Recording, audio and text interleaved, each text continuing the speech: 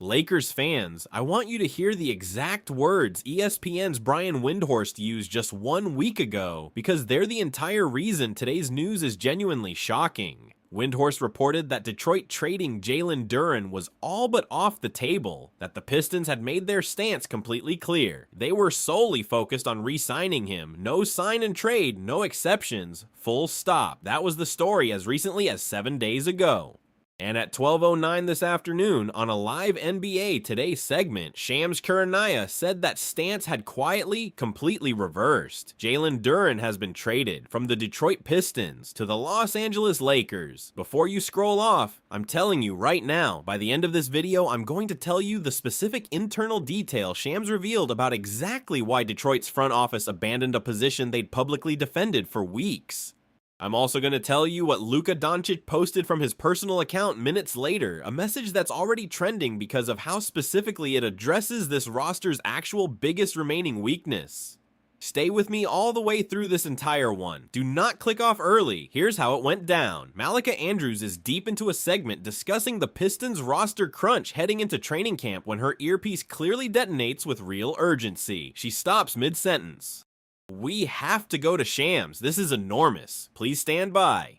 And they cut. Shams delivers, and this is close to a direct word-for-word transcript. I want to explain why Detroit's public position completely reversed, because Windhorst's reporting a week ago was accurate at the time. My understanding is that Detroit's front office internally has genuinely believed for weeks now that Ausar Thompson, not Duren, is actually this roster's second most important long-term piece behind Cade Cunningham. With Thompson's own extension deadline arriving in October, Trajan Langdon's front office grew increasingly uncomfortable committing the kind of maximum range money Duren's camp has been seeking, understanding that doing so would genuinely complicate their ability to properly compensate Thompson down the road. Once the Lakers, who had already expressed real interest earlier this summer before pivoting to Walker Kessler instead, called back with a package built around draft compensation and matching salary, Detroit moved decisively rather than risk this exact standoff dragging into the regular season. Read that back. Ausar Thompson, not Duren, is actually this roster's second most important long-term piece. That is Shams revealing the specific internal hierarchy debate that was happening inside Detroit's front office the entire time they were publicly insisting a trade was off the table. A real, substantive disagreement about roster priorities, not simply a contract negotiation playing out as reported. And minutes later, as I promised, Luka Doncic posted from his personal account, and the specificity here reveals exactly what this roster has actually been missing. A true rim runner who can catch lobs, protect the paint, and clean the glass without needing plays called for him. That's been the one thing we genuinely haven't had. Excited for what this means for our pace. Read that back. That's been the one thing we genuinely haven't had.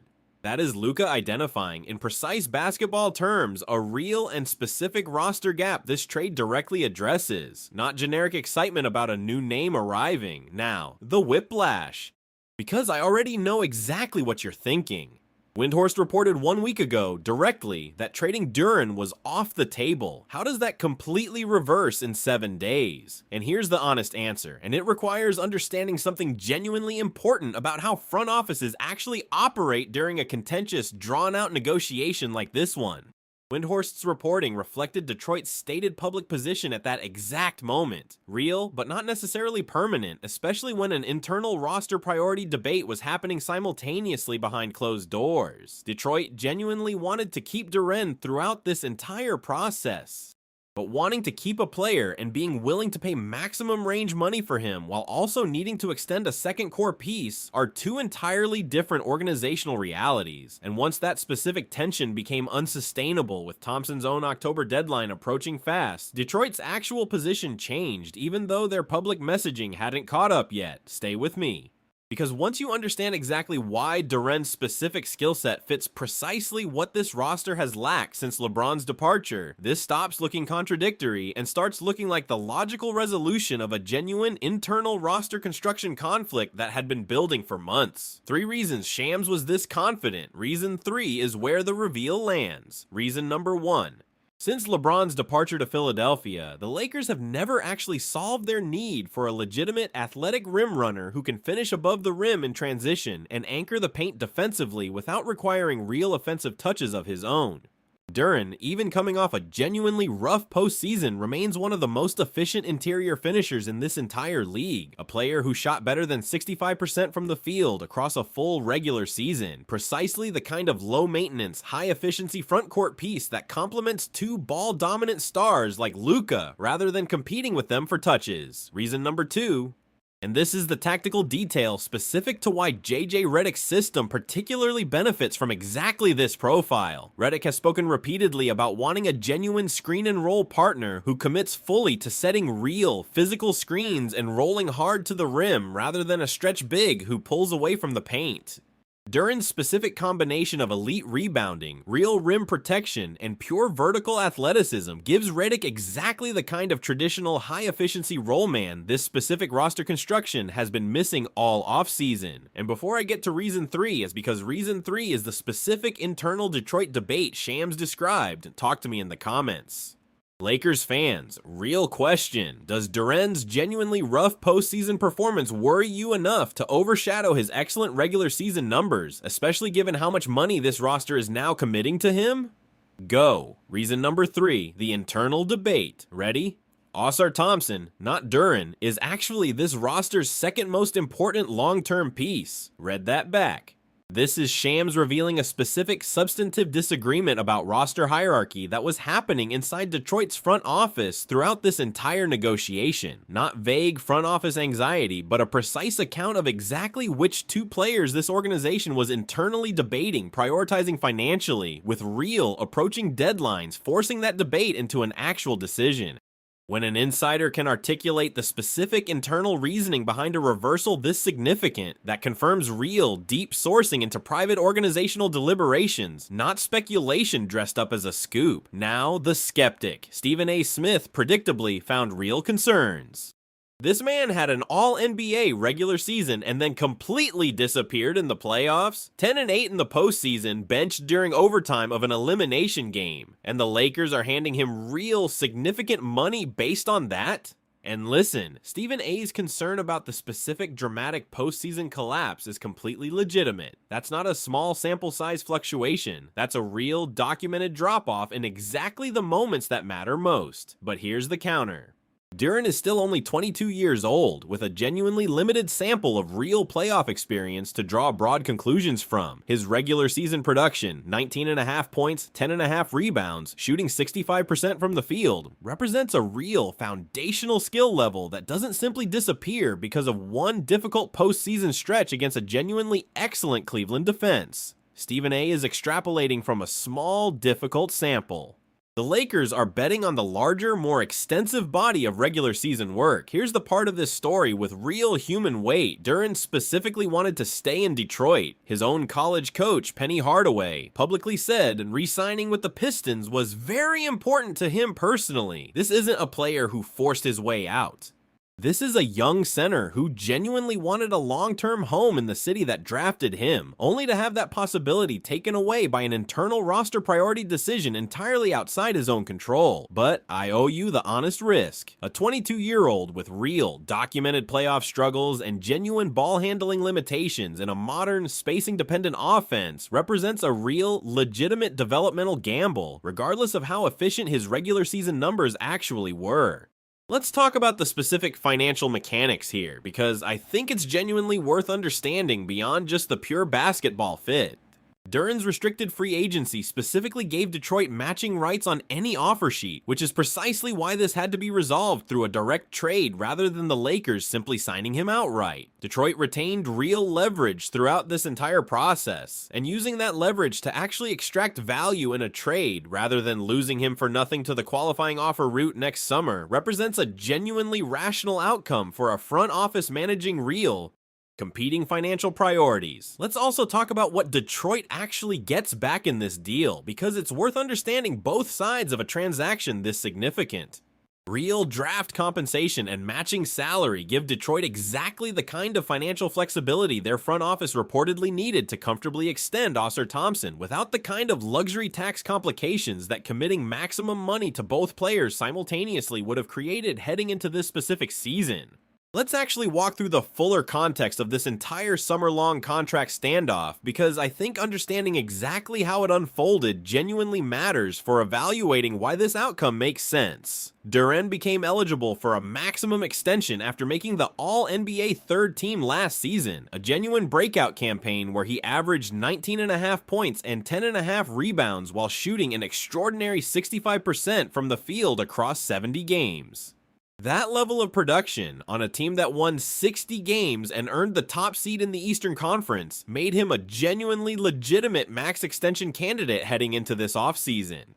Detroit's initial offers, reportedly in the range of $35 to $38 million annually, fell well short of the 30% maximum salary Duren's camp was seeking, and that gap, reportedly tens of millions of dollars over the life of a 5-year deal, never meaningfully closed across the entire summer. Let's talk about the specific postseason collapse in more detail, because I think it deserves real, honest scrutiny rather than a passing mention.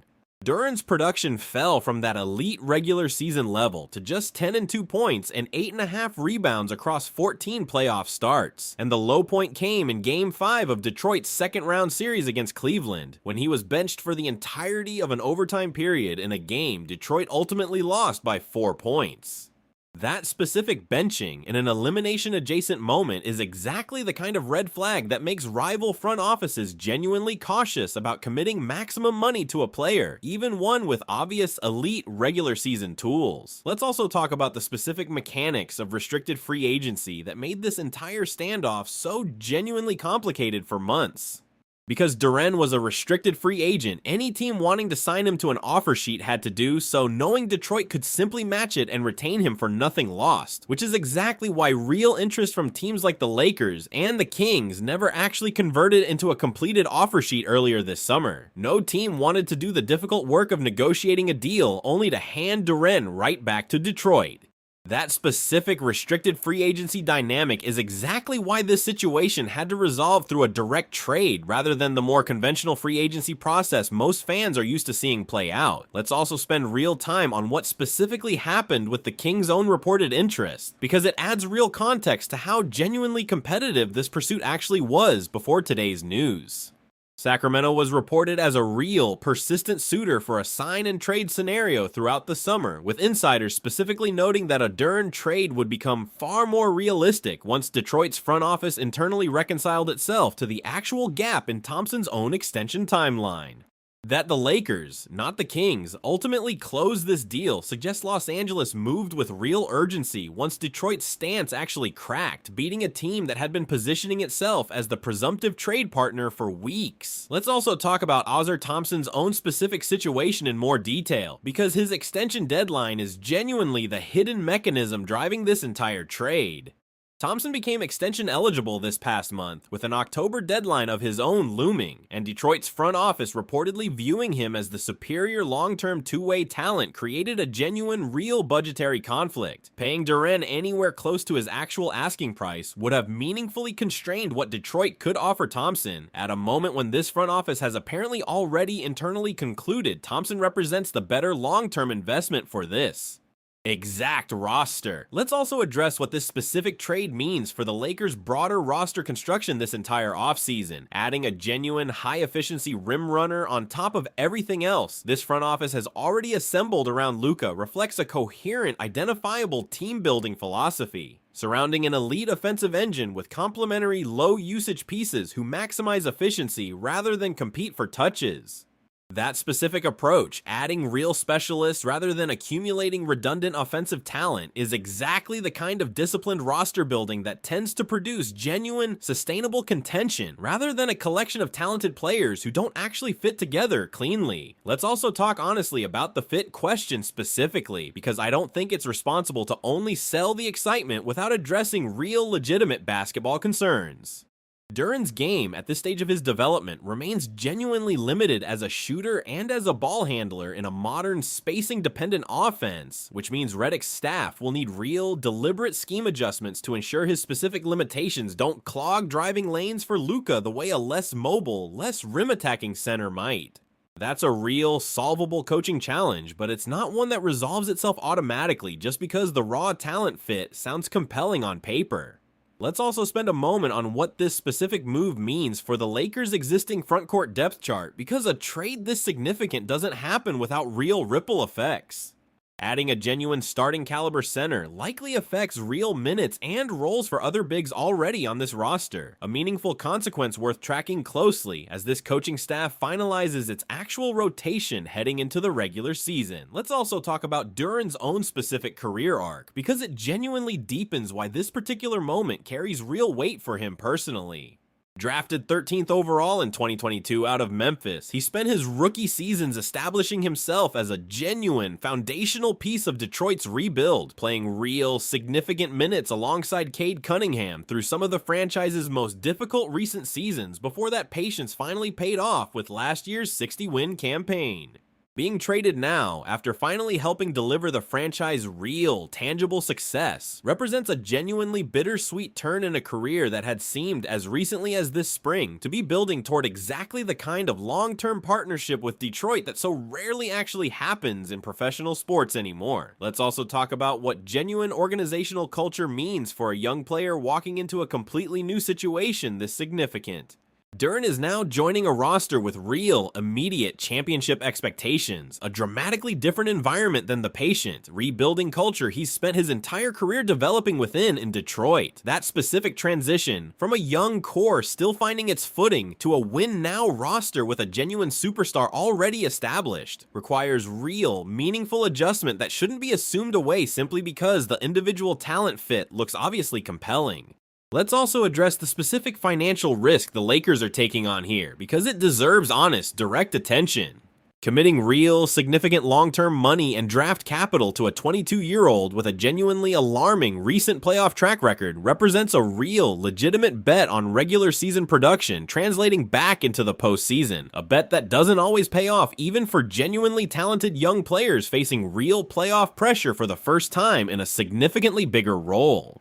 Let's also spend time on what Coach Penny Hardaway's own specific comments reveal about Duren's genuine emotional state heading into this transition. Hardaway, who coached Duren during his lone college season at Memphis, specifically said it was very important to Duren personally to remain with the franchise that drafted him. That specific documented personal attachment means this trade, however basketball rational it might be for both organizations involved, likely represents a genuinely difficult emotional transition for a young player who had real specific reasons for wanting to build his career in Detroit long term. Let's also talk about what happens practically once Duren actually reports to the Lakers facility for the first time. Integrating a new starting center this significant, this deep into training camp requires real, compressed installation time before the regular season actually begins, and how quickly Redick's staff can actually get him comfortable within this specific offensive and defensive system will matter enormously for how smoothly this transition genuinely unfolds across the season's opening stretch. Let's also talk about the specific historical precedent for young centers who struggled in a first genuine playoff test but went on to become genuinely elite postseason performers, because I think it's worth offering some real grounded context rather than only focusing on the alarming part of Duren's specific track record. Multiple current all-star centers around this league had genuinely rough, inconsistent early playoff experiences before developing into reliable postseason performers as they gained real experience and matured physically and mentally. That doesn't guarantee Duren follows the same trajectory, but it does offer a real legitimate reason for cautious optimism rather than assuming one difficult playoff stretch permanently defines his actual postseason ceiling. Let's also address the specific roster crunch context Detroit was navigating that made this trade genuinely rational from their own perspective, because I think it deserves more attention than a passing mention. Reports specifically noted Detroit would have carried 16 players on standard contracts if Duren had actually returned, forcing real, difficult roster decisions regardless of how his own contract situation ultimately resolved. Moving him specifically resolves that roster crunch problem simultaneously with the Thompson extension question, giving Detroit real, meaningful flexibility across multiple different roster construction challenges at once, rather than solving just one isolated issue. Let's also talk about what this specific trade signals about how seriously the Lakers front office is now operating compared to earlier in this same offseason. This is a team that had already been connected to Duren's situation once before, only to pivot toward Walker Kessler instead when that earlier pursuit didn't develop. Circling back and actually closing this deal once Detroit's stance genuinely shifted demonstrates real, sustained organizational interest rather than a fleeting, one-time inquiry that happened to resurface. Rob Pelinka's staff clearly continued tracking this specific situation even after their attention had seemingly moved elsewhere earlier in the summer. Let's also spend real time on what genuinely happens to Walker Kessler's own role on this roster now that Duren has actually arrived, because a trade this significant creates real, immediate depth chart questions that deserve direct attention rather than being glossed over. Kessler was specifically brought in as a defensive-minded center earlier this offseason, and adding Duren on top of that existing investment means real, genuine competition for minutes at the exact same position, a dynamic this coaching staff will have to navigate carefully heading into camp rather than assuming both players simply coexist without any real tension over playing time. Let's also close by addressing the honest question of what genuinely has to go right here for this specific swing to pay off the way today's excitement suggests it will. A young center with real, documented playoff limitations, a completely new system to learn on a compressed timeline, and genuine competition for minutes with an already established piece all have to resolve favorably for this trade to deliver the kind of impact this roster is clearly betting on. That's a real, legitimate set of variables worth watching closely, rather than assuming away simply because the underlying talent level and regular season production both look genuinely promising on paper heading into this specific season. Let's also talk about what this means for the broader Western Conference landscape now that the Lakers have genuinely completed their frontcourt construction around Luka this offseason. Every other contender in this conference now has to account for a roster that's added real, meaningful size and rim protection to complement its already elite offensive engine, a genuine, tangible shift in how difficult this specific roster actually is to game plan against heading into a demanding regular season and eventual playoff push. Let's also spend one final moment on what this specific trade tells us about how modern NBA front offices genuinely think about competing financial priorities within a single roster. Detroit's decision here reflects a broader, increasingly common pattern across this league. Organizations forced to choose between two genuinely talented young players when the collective bargaining agreement's tax restrictions make paying both of them simultaneously at their actual perceived value genuinely unrealistic. That specific tension, one young star's ceiling weighed directly against another's, is becoming an increasingly common storyline across multiple franchises around this league, and Detroit's specific resolution here, prioritizing two-way versatility over pure offensive efficiency at the center position, offers real insight into exactly how this front office actually evaluates talent at the highest organizational level. Let's also address one more honest note about what happens to Cade Cunningham's own experience specifically, because his perspective deserves real consideration in a trade this significant involving his primary front court partner. Cunningham and Duren had built genuine, real chemistry together across multiple seasons, including that 60-win campaign, and losing a partner this established this late in an offseason represents a real adjustment for Detroit's own franchise cornerstone, heading into a season where continuity matters enormously for a team trying to build on real, recent success.